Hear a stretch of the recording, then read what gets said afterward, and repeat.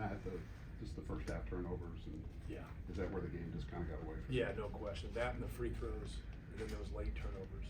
You know, we actually did a pretty good job in the second half of not turning it over until the end.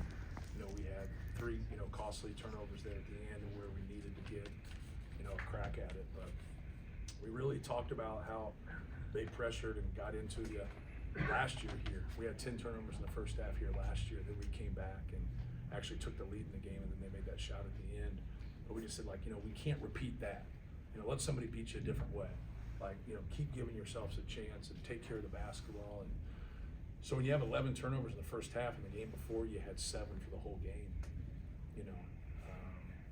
it just hurts you. But our guys were resilient. They battled back, but not good enough. Not making our free throws, turning the basketball over. You out rebound somebody by 16, and you got somebody who gets 33 and 18, you should win the game. That should have been ours, but give them credit. They made more plays than we did down the stretch. Matt, on the topic of those turnovers, is there anything particular you can attribute those to, any common threads? Yeah, not concentrating and not being tough. If you're generally speaking, I can go through all 11 if you want me to. Watching film, like when you watch film with guys, it's all, you got an offensive foul in the post on one of them, like you got a careless pass on another one. Their activity was good. So a lot of times, you guys always ask questions. I can only give it from my perspective. So to me, it's Purdue, right? But it could have been great defense by Indiana.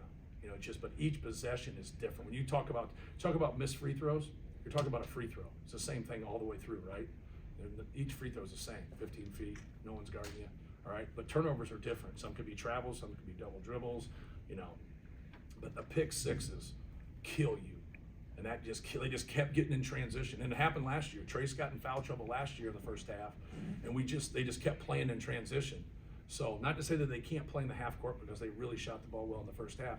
You would just prefer someone to go against a set defense instead of a continuous 3-on-2 or a 2-on-1 or a 4-on-2, any type of a primary break. Why do you think Braden had such a tough time? It's just concentration. Obviously a good player, made a lot of good reads, did a lot of good things. But he only had one turnover, 6 points, 6 assists, 1 turnover, 3 steals.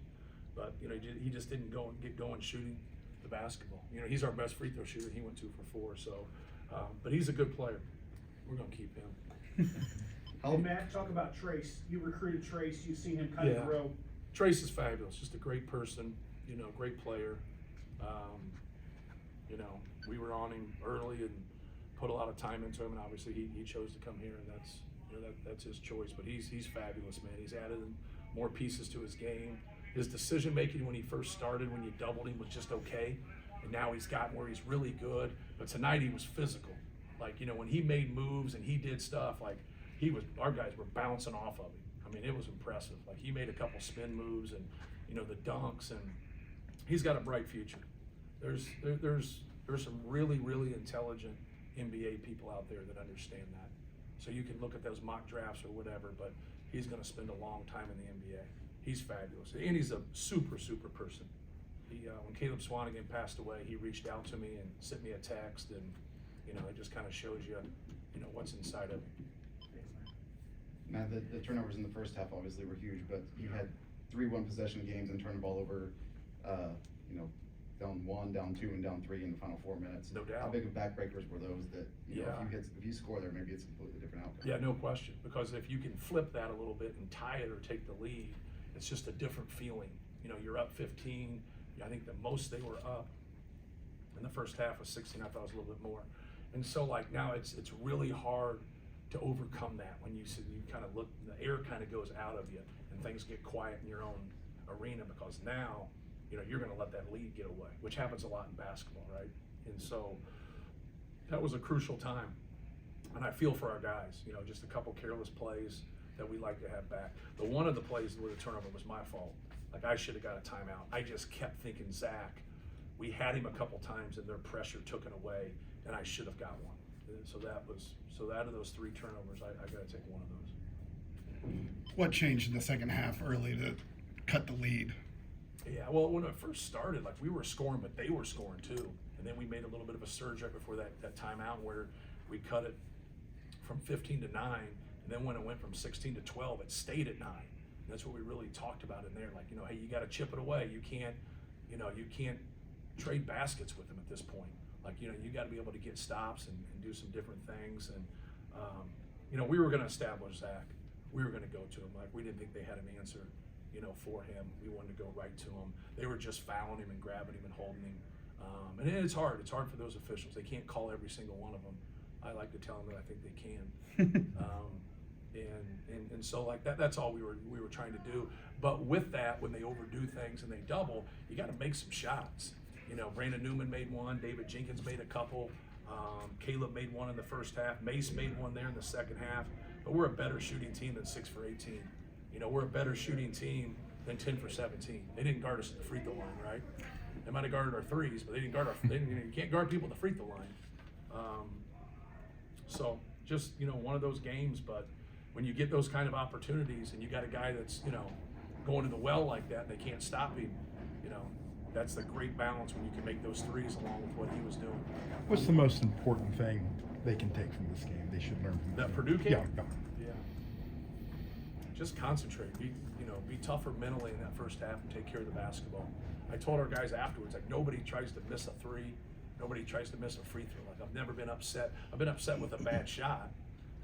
But, like, hey, you got to concentrate and do your job defensively, and you got to take care of the basketball. I thought our concentration wasn't very good. And like I said earlier, you know, you got to give Indiana a lot of credit for that because they took us out of our rhythm. How much did the 2 early fouls on Ethan disrupt what you wanted to do defensively out on the perimeter? I don't think a whole lot. I thought David Jenkins gave us some good minutes. I thought Brandon Newman did some good things when they subbed in. Yeah, I don't think that was that much of a deal. He was scoring on anybody. I mean, when it's one of those things where you, like, I thought Indiana shot well from the perimeter. It just seemed in my mind, like, God dang, like, how many threes they're going to hit? He hit 4 threes. It's not very many. Then, like, but the Hood Schifino, like, making those pull-ups, you know, and then you look at him, he's 8 for 15. Like, in my mind, like, he was like 13 for 15. Like, but he, you know, he's a good player, and he's got a bright future. Giving up 50 points in the first half. Yeah. What's that reflect? Yeah, just a lot of what I, you know, said, like, you got to give Indiana credit for it, but just when you're giving up 50 points, they were playing in transition so much. And, like, now make them score against us in the half court. Even though Trace was kind of finding his way and doing some things, keep making them do that. So now when you let them have some offensive rebounds, now you let them have some transition, now they're having success shooting the basketball, you know, they got a little bit of everything. And we haven't allowed 71 points all year, you know, so to give up 50 in one half, and we've been in some hornet's nest. Like, we've been on the road and played at some real tough places, Ohio State, Michigan State. In my mind, I've always felt this way. This is the toughest place, even though we've had some success. But yeah, just the combination of all that. And then we did some good things and then just missed free throws. So, like, now all of a sudden, like, you're in a stretch where you're like 1 for 5, 1 for 6, with one of them being a front end. So you don't feel like you're doing good things when you miss your free throws too. A lot of that just kind of compounded itself. Coach, you're going to see him again in 3 weeks. What are you going to take from this game when you prepare for that game? Not to turn the ball over, you know, more than anything. And that's what we took last year from it. We were hoping to get it physical in practice and really foul each other in practice and just make it impossible, whatever, but that didn't work.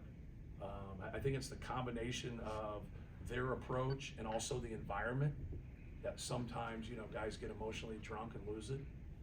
But you got to give them credit, man. They do a good job of pressuring, and it's hard. Who cares? Like, who cares what's going on out there? You know what I mean? Handle it.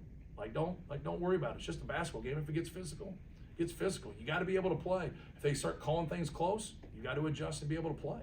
That's just part of it. We didn't do that. It took us until halftime to recalibrate and kind of get ourselves in a position where now we can focus. But then when we go to Zach and we make some perimeter shots, you know, the defense gets better sometimes when the offense, you know, flows, and you can't do that. You know what I mean? You can always rebound, you can always take care of the ball, you can always make your free throws, like those things there. And so we'll go back and watch the tape.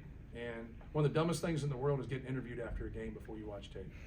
I know you guys are like, hey, well, you said this. You're like, I'm 60 feet away from half the game. You know, what would you like me to do? You know what I mean? But then I watch the game and I feel like, man, I argued this call and argued this call. Man, I'm not even close. You know, and so you have a lot of that. So you got to be honest with yourself. and things like, that's what I'm gonna do first. I'm gonna be honest with myself, so I can get better, so we can get better. Thank you.